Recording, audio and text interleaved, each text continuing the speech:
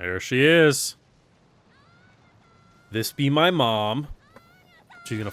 I thought she was gonna grab her and just keep running. Don't worry, your dad may be a piece of shit, but mom's here for you.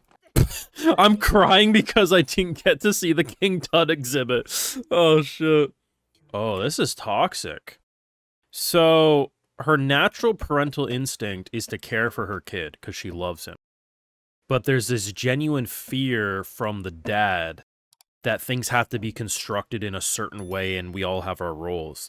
So we need to kill his dad. Her actual parental instinct, I think truly deep down she loves him, but she's been so conditioned into being this toxic mother because of the father. Like, am I weird for reading it like this? Why does she look like a demon lord?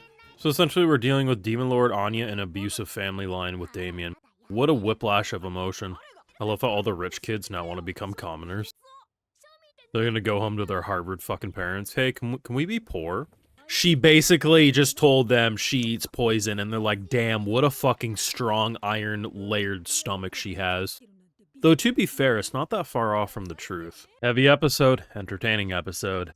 You got this far in the video, though. Make sure you drop a like, share your support, subscribe if you're new around here, and Patrons, where you're going to catch my full live reactions to all these episodes and more. If you also want to help fund the channel and videos just like the one you're watching. Melinda as a character has risen to be one of my most fascinating characters in this show. Now, there is something wrong with her, and I heavily suspect it is surrounding Damian's father, aka her husband. Now, it's not to say it's going to be completely black and white. It's entirely possible she is just mentally messed in the head too. But the fact that she came running, loving, which shocked Damian. Damian was convinced no one would show up for him after a kidnapping arc. Like, that says how loved he thinks he feels.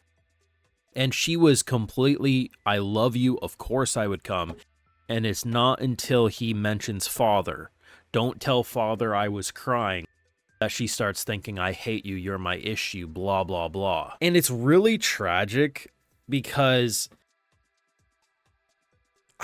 I still don't know what I want to feel about Damian's father, because anytime Lloyd's interact with him, I felt like they want us to assume there's more than meets the eye. And it could be a case of it's pure trauma.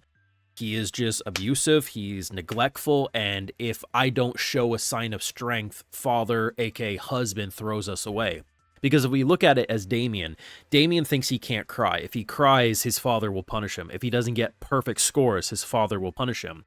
He's very much under the assumption that father needs strength in order for father to care. I'm going to assume it's the same thing for the wife, and any sort of like loving gesture is seen as weakness, and therefore I don't need you in my life. I think one of the most interesting shots is actually this one, and it's super sad because obviously he thinks, well, I'm eating a maid's cooking or a housekeeper's cooking, and this dude right here basically is like, you know, you didn't hear it from me, I'm just thinking out loud, because obviously probably would get you fired. So shows, you know, just how neglected a kid is that a dude's willing to risk his life to tell a kid that your mother actually is the one who cooked that food. This household is so designed that a mother can't cook her own kid food because that would be seen as weakness. Now, I think there is a slim chance the mother is just kind of crazy and maybe she has conditioned herself into believing this, but I truly think it all stems from what we've seen with Damian's father, that they are just, abuse doesn't just come from physical, right? Abuse can be verbal and mental. And I think he has been verbally abusive to the point that he's conditioned his family to think loving gestures isn't okay. And that is, I mean, we've seen Lloyd's backstory, the death and destruction. We saw the backstory of a father who lost his daughter. There has been objectively more fucked up things than this, but I gotta admit, no amount of pain prepared me for how much I was going to feel for this kid this week. And to think, too, he was one of my most despised characters when this show started, and he's now risen to be a top 10 for me. I knew that they were going to get Stellas this week because the preview kind of showed that. I actually was expecting her to get 2 Stellas and a Bolt, mainly because out of the 4 of them, who did the most work? That would be Anya.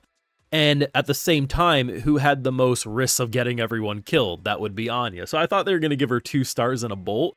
I was going to be real salty if they gave her 1 star in a bolt because it would kind of like negate everything. But you know what? Anya's popularity arc is kind of fun. She's out here like completely lying about the weight of her toothbrush, and she's just kind of riding high of, yes, I fight monsters at home. My toothbrush weighs a bajillion pounds. Mom feeds me poison.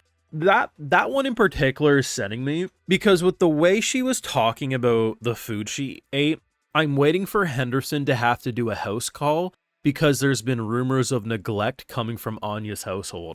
And then obviously what would happen is you would see that, you know, mom's probably a shitty cook, but dad cooks the real good cuisine. But, you know, she's got to be careful with what she's saying.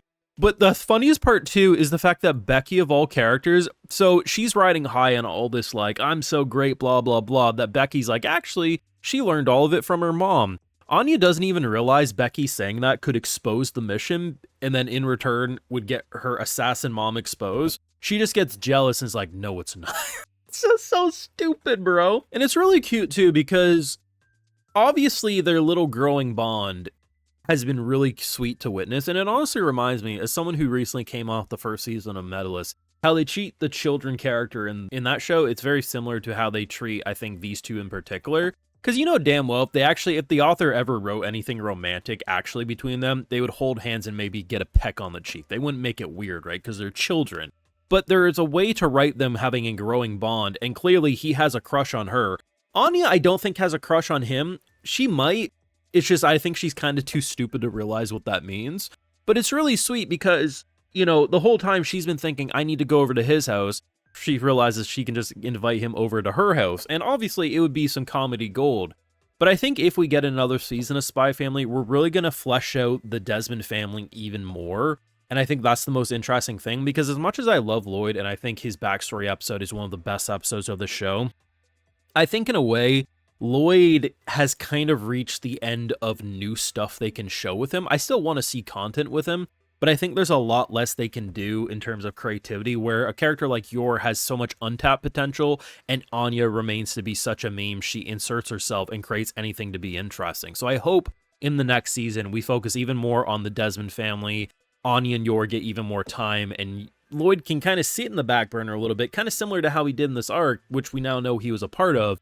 And I think it would just make for a really, really great season. Either way, though, amazing episode as per usual, and dare I say this was just as much of a masterpiece episode in peak as last week, which is saying a hell of a lot.